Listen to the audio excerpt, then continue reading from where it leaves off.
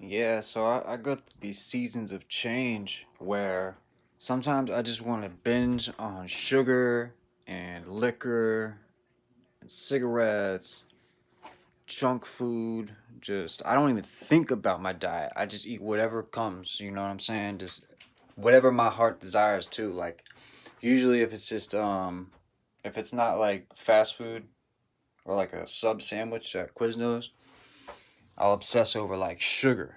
Sugar, sugar, sugar. Always. Pouring sugar on my cereal. Extra sugar in my coffee. Um, pouring sugar on my uh, peanut butter and jelly, Just always just this extra sugar. And my body definitely takes a toll from it. So, like, what do I do to repair the damages and the collateral damage? So, basically, I drink a lot of water. Or if it's not water, it's like tea. Like, I drink a lot of tea to. And then if you mix cinnamon with your sugar, a lot of times they say that counterbalances sugar, but so cinnamon intake gives you healthy blood, I believe. I believe is what I studied, but I'm not too certain. Also, your environment has a lot to do with your health. If you have bad environment, like if you're living in a cave or a basement or something like that, and you're not cleaning your air, you're not getting any sleep, you have to buy a diffuser, not a diffuser. It's just like an air cleaner. It cleans the air and it gives cold air out. And then also a humidifier is the one that turns water into steam and blows out hot. So you get a humidifier, an air cleaner, and that kind of counterbalances slightly living in a basement. Because I know a lot of people have no choice. They have to live in a basement. I understand that financially. But you can't just live in a dank, dark place and not have some sort of collateral damage. You gotta take care of yourself. There's no windows. If there's no windows, you're not getting any sunlight. I drink tea.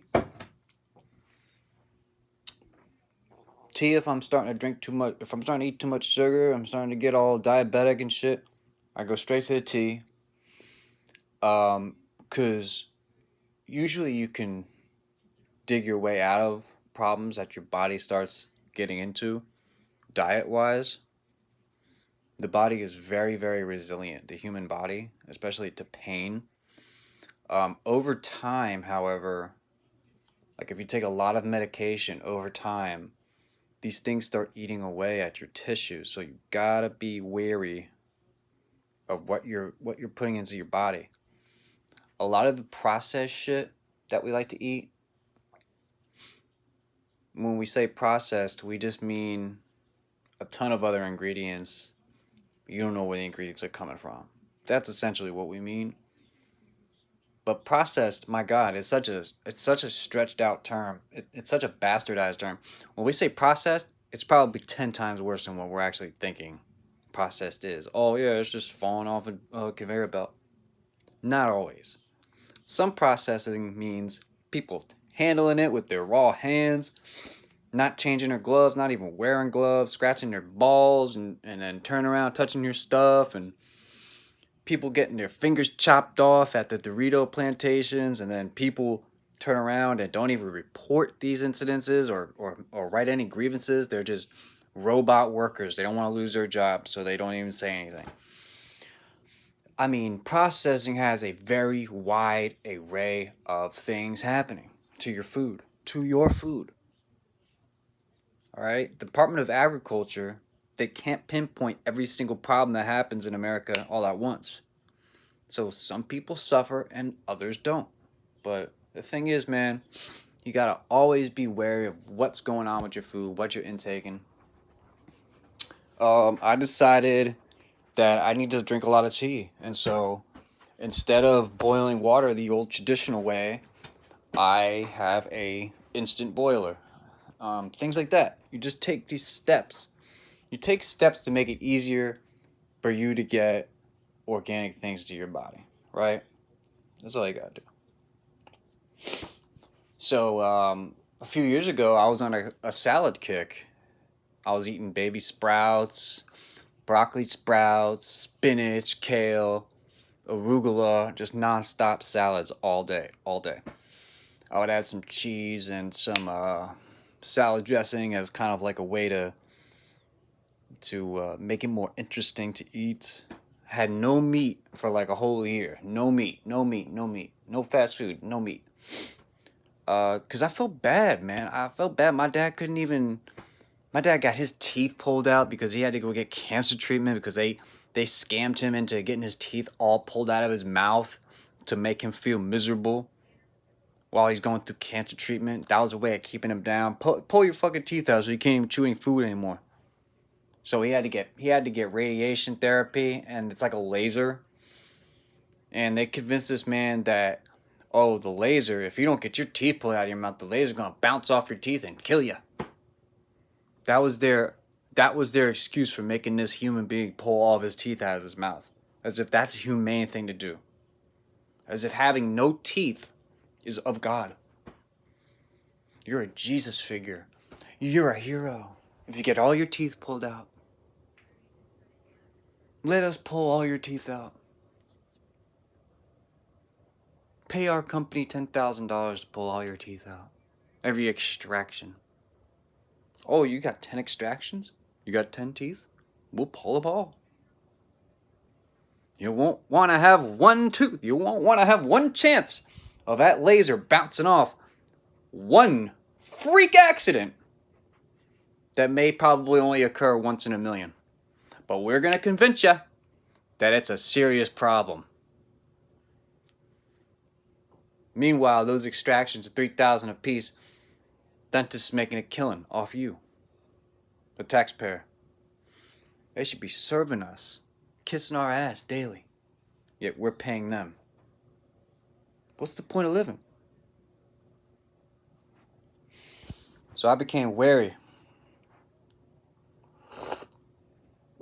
I was already dieting when I was 18 years old, 17 years old. I was coming home from school. Not eating bison. I mean, not even eating... I switched from Angus, cow meat, hamburger, to bison. And I thought, hey, I'm starting somewhere. I stopped drinking the protein shakes. I was like, dude, I'm not drinking protein shakes anymore. I don't feel good after I drink this. People tell me it's bad for my kidneys. I'm not going to do it. I'm not going to drink these anymore. So I made my own switch. I switched from one less processed protein called bison from hamburger for a year. And I felt great.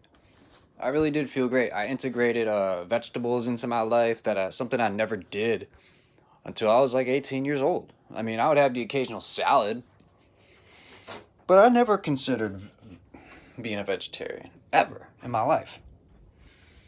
The most was when my dad first caught cancer, and that was only a year worth of... I went on vape, I stopped smoking cigarettes, and I did salad for a year because I felt bad for my dad. But most Americans do just like me. They sort of get guilted into doing it, and it's not really for their own good. They're only doing it because they feel guilty about something. You know, I started thinking logically. I was like, how in the world can McDonald's stress-free, guilt-free serve billions of hamburgers a day, and all that shit is clean? All that meat is real. How is that possible? How is economically that even a reality? And if it is a reality, billions of burgers a day, trillions probably. If that is a reality, why are we so sick as to let them serve billions of hamburger meats a day to us? Isn't there some drawback somewhere? Isn't there something going on here? And that's just basic. That's just basic what's going on under our nose altogether in this country and in the world. If we really knew the truth, it'd blow our fucking mind.